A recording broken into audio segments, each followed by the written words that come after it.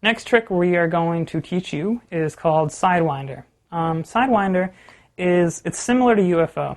It is actually a trick that's going to help you tighten and loosen your string.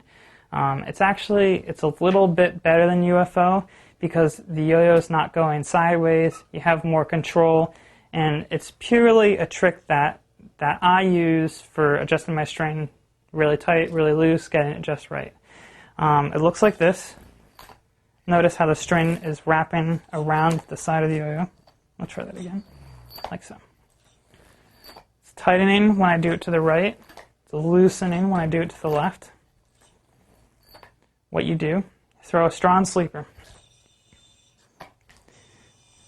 You need a responsive yo-yo for this. If your yo-yo hasn't been coming up when you do that a lot, you might want to take a look at it, tighten the gap on it, make sure the string tension's okay to start with. If it's too loose, it might not grab just right.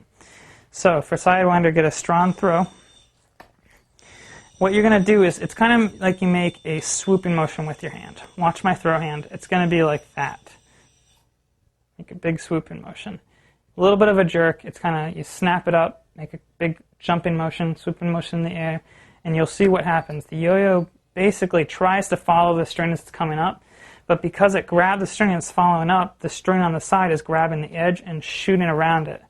And it looks like this. So watch my hand. It's making a big jerking and swooping motion. Back to the right, like so. And then if I do it to the left, this is tightening and then loosening my string. So practice that. Throw, pull to the side. This is a great way to adjust tension if you get too tight. You just go to the right, get too loose, just go to the left. Should be all set. You'll notice snap. I do a lot to the left. So let me just show you to exaggerate what I'm talking about. The string's tight now.